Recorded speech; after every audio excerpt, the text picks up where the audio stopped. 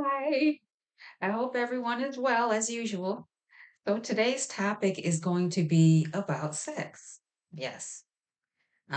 For me, I can talk freely about it. There is no guilt or shame or whatever associated to it because I know its original purpose, basically, and all that other stuff. So, yeah, not a topic of shame or anything like that for me.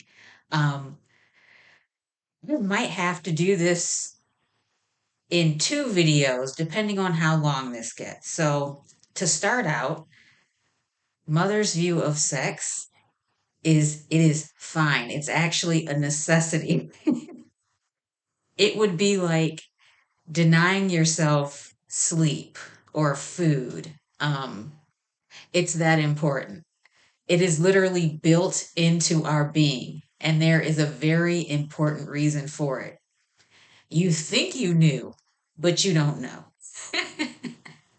um, so, in order to get started, I'm going to go to the Bible and also Thomas, the Gospel of Thomas. I had mentioned before that mother and father at one point were one unit, and they split.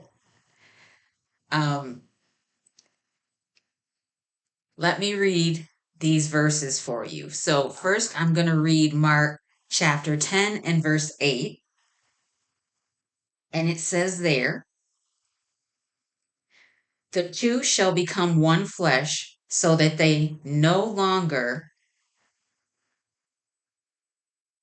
Okay, sorry, I lost my place. It says, and the two shall become one flesh, so they are no longer two, but one flesh. So that's in Mark. Now I'm going to read the corresponding verse in the Gospel of Thomas, and that would be number 22. And I'll try and link these in the description for you as well, okay?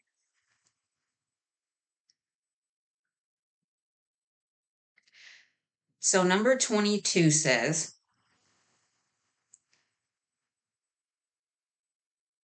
Jesus saw some little children nursing. He said to his disciples, these nursing children can be compared to those who enter the kingdom. They said to him, then we'll enter the kingdom as little children? Jesus said to them, when you make the two into one, and make the inner like the outer, and the outer like the inner, and the upper like the lower, and so make the male and the female a single one, so that the male won't be male, nor the female female. When you make eyes in the place of an eye, a hand in the place of a hand, a foot in the place of a foot, and an image in the place of an image, then you'll enter the kingdom. Now, there's a reason why some of these gospels that were found were basically tried to remain hidden. They didn't want anyone to know about them. But like I mentioned in a previous video, nothing hidden won't be revealed. And that's why these gospels needed to be found.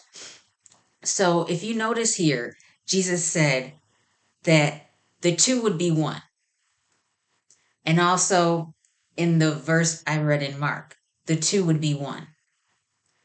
Now remember, originally, and this goes for all of us. Yes, I will say all of us are spirit beings, or if you want to say light beings or light creatures.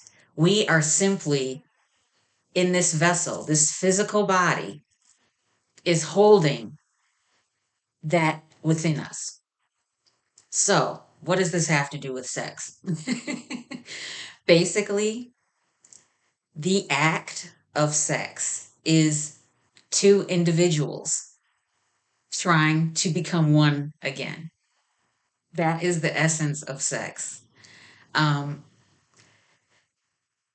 Mother purposely made it like this because the act, whether it's a physical being or a spiritual being, the act of coming back together as one is extremely pleasurable. It is. So This is why she did this, but also it is a spiritual event. Um, to come together as one in the proper true meaning, and I'll get to that later, is to connect with the spiritual realm or the kingdom, the spiritual kingdom, or other realms, depending on what you believe. There's different names for it all. So, this would enable people to understand this other realm as well as acknowledge the existence of a God, the true God. So, there were nations that worshiped Mother. And remember what I said in the Bible, these nations are portrayed as evil, wicked, deviant, you name it. And I can name some. Like, let's say there's the Canaanites, the Egyptians, Sodom and Gomorrah, these different nations portrayed as horrible. It is why the Israelite men constantly had to be told not to take wives from the Canaanites and these pagan nations. Um, because these women not only were beautiful, but they understood the meaning of sex and were able to really give this love in the form of sex. And they understood what sex was. Those two individuals trying to become one as they once were before they were in the physical form. This is why Moses had an Egyptian wife. This is why Abraham also had an Egyptian concubine. And once again, the Israelite men were extremely attracted to these women. There was nothing wrong with them. It was just their presence, their aura. They understood more because of who they worshiped. So, this is programmed into us. It is part of our spiritual being, who we originally were. So, Mother wants us to be happy. To deny ourselves something that is inborn and a natural tendency would be basically self inflicted pain. um, that's the best way I can put it. It's not that, it's an okay to go out and have sex with whoever you want, because that's not it either. And that's why I constantly try to impart the importance of self love first. Because if you have self love for yourself, you will not do anything that will harm yourself emotionally, mentally, spiritually, or physically. And that also goes for someone you are trying to be in union with. Um, so, in order to be in a proper union with anyone, because anyone can have sex just for the pleasure, that would be the physical aspect of sex. But sex actually, the act of sex actually has many levels, which is first the spiritual level, then the mental level, then the emotional level, and last is the physical level. But when you have all four of these in both individuals coming together, it literally will take them to another realm. But most people cannot do this today because of so many previous doctrines, rules, regulations, ideals that are placed on them through religion and society, they can never get to this level and truly experience what making love or sex was originally supposed to be. Mother approves of sex. And like I mentioned before, marriage was never a thing. So, sex between two committed individuals, or even if they're not committed, have the same understanding toward each other. The best way I can describe this is love and respect, not just for themselves, but for the other person as well. So, mother deems sex as very important, actually, as a way to show glory and honor to her, the one who created sex.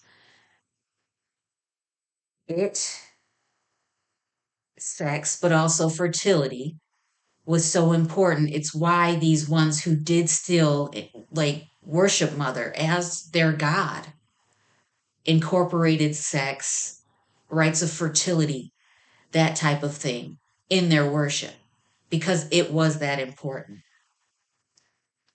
So, simply put, the actual physical act of sex is two individuals trying to come together to become one, which is why it can be so intense. That is literally the point of sex.